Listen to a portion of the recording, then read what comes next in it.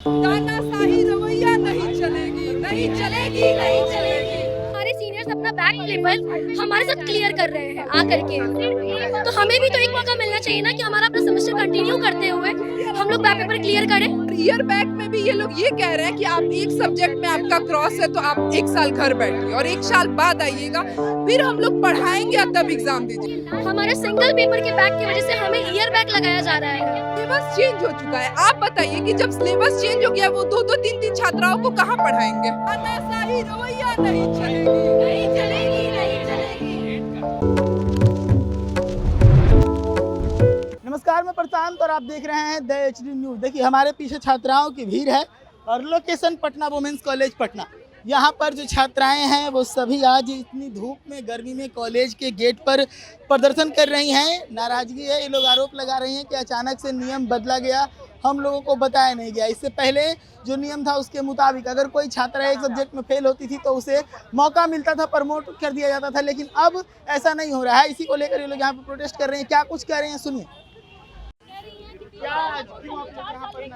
देखिए, यहाँ पे आने का हमारा सबसे बड़ा मुद्दा ये है कि जो 200 प्लस छात्राओं को ये लोग ईयर बैक लगा रहे हैं और ईयर बैक में भी ये लोग ये कह रहे हैं कि आप एक सब्जेक्ट में आपका क्रॉस है तो आप एक साल घर बैठिए और एक साल बाद आइएगा, फिर हम लोग पढ़ाएंगे और तब एग्जाम दीजिएगा। लेकिन सिलेबस चेंज हो चुका है। आप बताइए कि जब सिलेबस चेंज हो गया वो दो दो तीन तीन छात्राओं को कहाँ पढ़ाएंगे? इससे पहले जो रूल था वो था कि अगर कोई स्टूडेंट का एक सब्जेक्ट या दो सब्जेक्ट में क्रॉस लग जाता है तो उनको 3 बार मौका दिया जाता था।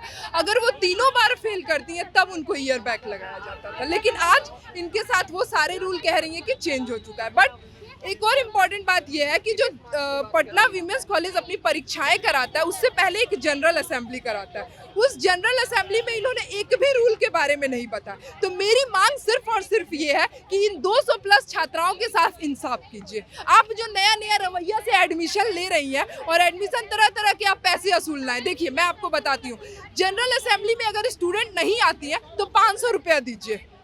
तरह तरह का पैसा वसूलने का इनका टेक्निक है और छात्राओं को डराने का ये बहुत कोशिश करती है। मेरी मांग सिर्फ ये है कि ये छात्राओं को पास करें, वरना 24 घंटे के अंदर हम ये आपको गवर्नर हाउस में मिलेंगे।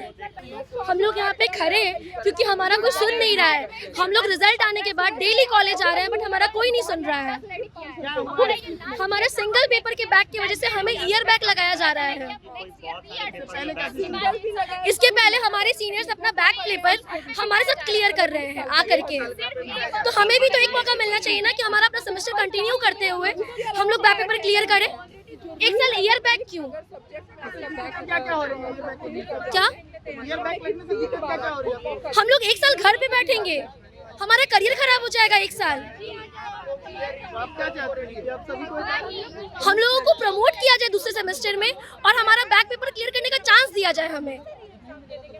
तो सुना आपने किस प्रकार से छात्राएं हैं वो एक कह रही हैं कि हम लोगों को भी पहले वाले सिस्टम के जैसे मौका मिलना चाहिए। 3 बार हम लोगों को पहले मौका मिलता था, वही सिस्टम इस बार फिर से होनी चाहिए ताकि हम लोग का जो साल है वो बर्बाद ना हो। ऐसी तमाम खबरों के लिए जुड़े रहेगा द एज न्यूज़ के साथ। धन्यवाद।